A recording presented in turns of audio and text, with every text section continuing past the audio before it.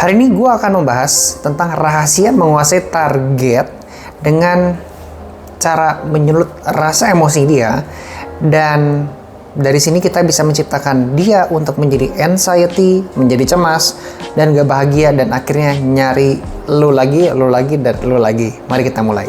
Jadi ketika kita menguasai ilmu ini, ya, ini bisa kita pakai untuk berbagai macam situasi dan kondisi, tergantung lu di kondisi yang seperti apa. Apakah lu pengen menciptakan ketergantungan sama klien, ya, jadi kliennya nyari lu lagi, atau misalnya lu pengen deketin cewek, atau misalnya lu pengen jadi flyboy, dan really, this is really dangerous knowledge yang ketika lu kuasai dan lu manfaatin untuk niat yang kurang baik, ini hasilnya bisa merugikan orang lain. Gua akan nerangin trik ini dan cara manipulasi ini nggak terlalu panjang di video ini ya, dan harapannya lu bisa mendapatkan, menyerap, dan akhirnya bisa menggunakan untuk kebutuhan yang baik ya. Gunakan untuk kebutuhan bisnis saja, untuk jualan dan ningkatin omset, ningkatin performa, bukan untuk yang jahat. Oke? Jadi kunci di trik manipulasi ini adalah kita harus menciptakan rasa cemas, rasa pengen dia tuh tergantung sama kita terus, dan rasa ini kita pastikan bukan dipenuhi sama orang lain dan cuma kita doang yang memenuhi. Jadi kuncinya adalah mengisi kekosongan batin, mengisi kebutuhan,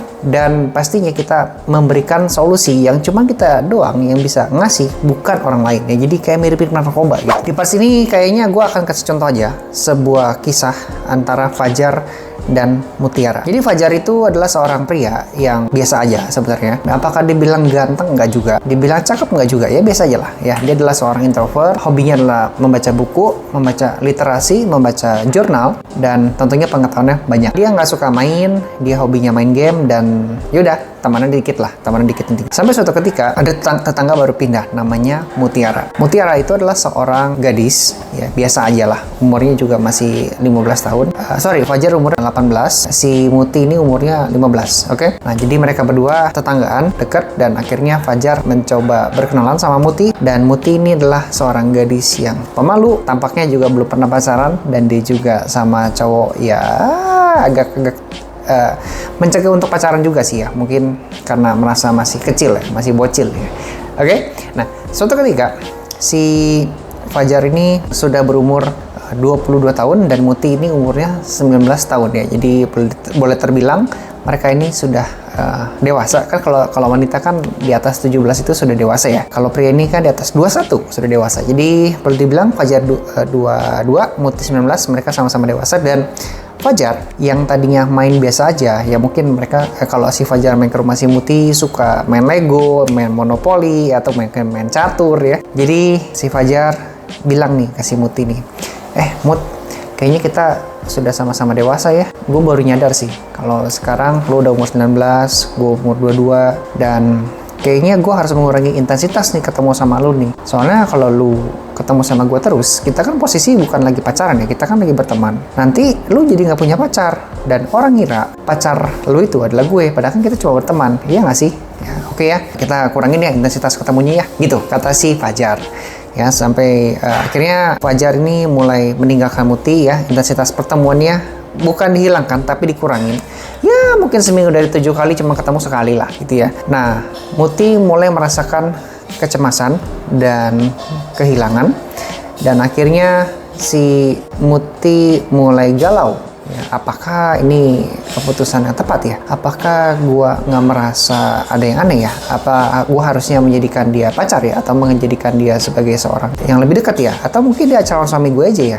Whatever lah. Jadi suara-suara bisikan-bisikan roh halus itu sudah mulai mengisi otaknya dia. Fajar yang tadinya mempunyai sifat biasa aja, sekarang sudah mulai mengkritik, sudah mulai memberikan masukan untuk penampilannya. Muka dia harus gimana, olahraganya harus gimana, makanannya harus bagaimana, dan tentunya ini adalah sifat yang menyebalkan ya buat banyak orang ya, apalagi cewek kan, apalagi ngomongin sepatu, mungkin ngomongin gendut. Nah, Muti pun mulai merasa kesal, dan akhirnya dia bilang, udah lu gak usah ketemu gue lagi lah, apaan sih gitu. Nah, si Fajar tampaknya mulai merasa dia bisa mendekati Muti, mendapatkan hatinya, karena si Muti mulai merasa kesal dari yang biasa aja jadi kesal. Nah, di situ Fajar melakukan trik berikutnya. Dia memuji-muji, dia kirimin WA, dia ucapin selamat pagi, dia ucapin selamat siang, jangan lupa makan, everything lah. Jadi dari yang mengkritik jadi memuji. Nah, si Muti merasa Ini menarik. Jadi sifatnya yang melunak nih, dari yang kesel sampai dia menjadi menarik ya, gitu. Lalu si Fajar mulai meningkatkan intensitasnya kembali bersama dengan Muti ya, dari yang seminggu sekali sekarang jadi seminggu 3 kali ya. Mulai itu dekatan tuh. Nah, tampaknya Fajar juga masih menjaga batas ya, dia masih seputar teman, nggak berani lebih intens ya. Dan Muti pun juga kita tahu dia adalah seorang yang pemalu, dan dia juga nggak berani mengutarakan jadian yuk, jadi pacar yuk, enggak ya, nggak gitu ya. Mungkin juga masih terkung sama filosofi kalau cewek nggak boleh nembak duluan gitu. Mungkin Fajar juga mengerti itu. Akhirnya Fajar mendapat kabar dia harus menjadi guru dan dia harus pindah ke luar kota. Oke? Guru nih dimutasi keluar kota ya. Lalu si Fajar bilang ke Muti, gue harus keluar kota nih, jadi kayaknya kita nggak akan bisa ketemu lagi, so gue minta dong sesuatu yang spesial bersama lu ya, yang pengen yang lebih intim gitu. Oke, ya gitu lah, itu ngapain. Oke, nah akhirnya kejadian itu pun terjadi, dan akhirnya Fajar pergi keluar kota, dan di luar kota tentunya ini kan konteksnya belum jadian ya, belum jadian sama sekali, dan Fajar sering banget mengontak Muti, ngasih tahu info-info bahwa dia akan lagi dekat sama seseorang, dekat sama cewek, dan dia juga bilang kayaknya one day gue akan menikah nih dengan salah satu cewek yang berhubungan sama gue sekarang. Akhirnya si Muti menjadi kesal, Muti merasa kehilangan si Fajar. Muti langsung nyamperin Fajar ke luar kota ya. Hubungan itu pun terjadi lagi. Dan sampai suatu ketika Fajar ini memutuskan bersama dengan Muti mereka jadian. Di tengah-tengah jadian, Fajar ini sering selingkuh ya, bergonta-ganti pasangan, banyak banget pasangannya, dan ini membuat Muti kesal, dan akhirnya Fajar memainkan trik psikologi lagi ya, mengkritik, terus menjadi pria menyebalkan sampai suatu ketika si Muti ini sampai di titik klimaks ya, keselnya, dan Fajar melakukan triknya kembali untuk memuji-muji si Muti ya. Muti melunak lagi, dan itu pun tidak lagi, dan sekarang targetnya bukan cuma sekedar hubungan intim, tapi Fajar meminjam duit sama Muti. Mut, kayaknya gue cocok sama lu deh, gue pengen nikah sama lu, cuman gue gak punya modal, gue pengen usaha. Gimana kalau gue pinjam duit sama lu, dan dari duit ini nanti gue balikin bunganya 10% misalnya gitu sebulan ya. Akhirnya Muti yang tanpa rasa curiga langsung ngasih pinjaman ke si Fajar. Fajar menggunakan modal itu untuk berusaha, dan tentunya dengan cara hilang. Ya, makin nggak jelas nih cowok ya, susah dikontak, apakah masih jadi apa enggak, makin nggak jelas, mulai ghosting ya. Ya udah, itulah Fajar, oke? Dan akhirnya Muti pun kesal. Nah, sampai di titik tertentu akhirnya mereka putus, mereka pisah. Dan Fajar sekarang sudah menjadi seorang pengusaha sukses di umur yang ke-30 tahun. Singkat cerita, Fajar sudah menikah, dia sudah punya anak 1, dan tentunya dia berselingkuh kembali. Dia deketin seorang gadis bernama Mawar, ya anggap aja namanya Mawar. Dengan pola yang sama, si Mawar dia mendapatkan apa yang diinginkan dari targetnya, dan akhirnya Mawar pun berpisah kembali sama Fajar setelah Fajar mendapatkan sesuatu dari si Mawar ini. Oke, dari sini ya kita bisa belajar ya dari cerita ini bahwa untuk bisa menciptakan ketergantungan seseorang tergantung sama kita ya, jadi biar si klien ataupun pasangan ataupun siapapun tergantung sama kita, maka ada beberapa trik ya.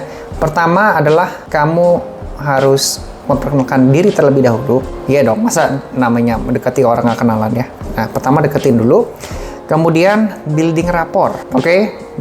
Cari kesamaan ya, cari sesuatu yang unik dari dia. Lu uniknya apa? Kalau bisa semakin unik dan ternyata semakin sama, itu membuat hubungan kalian engage-nya lebih cepat. Kemudian salah satu trik yang bisa lu pakai setelah building rapport adalah pamer.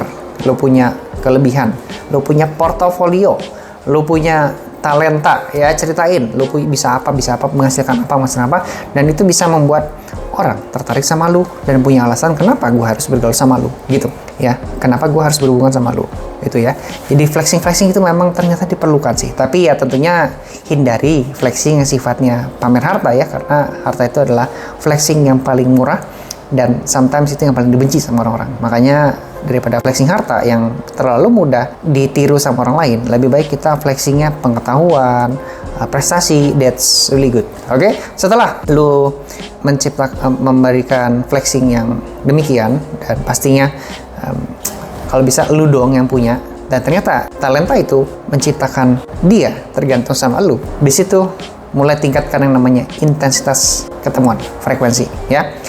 Nah, nanti mereka akan merasa, gue merasa happy ya, gue merasa kayaknya ada batin gue kayak sini, dari yang kesepian, dari yang banyak masalah, sekarang gue jadi lebih plong, lebih happy, dan akhirnya gue bisa lebih enak aja gitu hidupnya. Nah, lalu mulailah lakukan tarik diri ya secara pelan-pelan. Ya, jadi jangan langsung dari yang tiap hari ketemu tiba-tiba nggak ketemu selama sebulan, itu kayaknya aneh banget ya. Ya, kurangin dari 7 kali jadi 4 kali misalnya. Kemudian selama sebulan ke depan dari 4 kali jadi cuma sekali ya. Nanti di situ dia akan merasa kayaknya ada yang aneh nih, ada yang kurang nih, gitu ya. Nanti tiba-tiba orang ini bisa meminta sesuatu sama kita untuk meningkatkan kembali intensitas ketemuannya dengan cara dia akan memberikan sesuatu sama kita. Nah, di part sini lu juga boleh mulai merubah sifat ya, memberikan kritikan, memberikan masukan, entah pakai kata-kata kasar atau mungkin kata-kata halus, everything lah. Pokoknya dari yang tadinya lu menjaga bahasa, membuat dia selalu happy, sekarang lu menjadi seseorang yang antagonis nih, yang jadi jahat gitu ya. Nah, lu kasih masukan, lu kritik, lu hina-hina ya, sampai akhirnya dia kesel, emosinya bergejolak. Di situ lu mulai mengambil keadaan dan lu mulai kehilangan dia, mengambil keadaan dan kehilangan dia. Nah, lakukan antitesis dari seorang penjahat jadi seorang superhero. Lu berikan lagi pujian, lu berikan lagi rayuan ya, flirting, dan akhirnya emosi ini bergejolak dari turun naik. Nah, di sini biasanya hatinya sudah mulai tergantung sama lu. Kenapa? Karena cuma lu doang yang bisa memainkan emosi dia, di mana orang lain tuh jarang bisa melakukan hal demikian. Biasanya kan cuma datar, menjaga perasaan. Sekarang lu bisa bikin dia turun naik.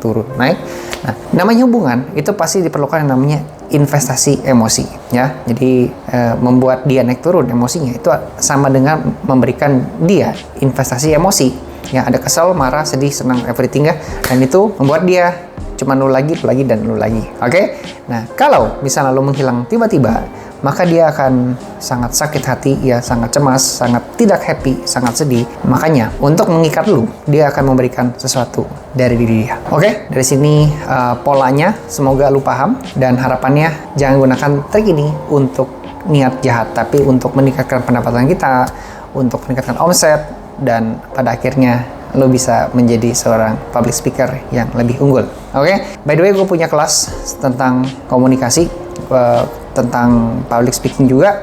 Kalau lo tertarik untuk join di kelas gue dengan materi yang lebih terstruktur, lebih terkurikulum, lo bisa klik link deskripsi di bawah sini dan subscribe channel ini untuk membuat kita jago dalam public speaking, membangun networking, membangun relationship, bisa presentasi depan umum, bisa lebih jago jualan, dan pada akhirnya kita bisa lebih bahagia karena bisa mengeluarkan ide dari kepala lewat mulut kita. Orang paham, orang bisa mengeksekusi ide tersebut, dan kita menjadi lebih terhubung sama orang lain dengan lebih baik. Oke?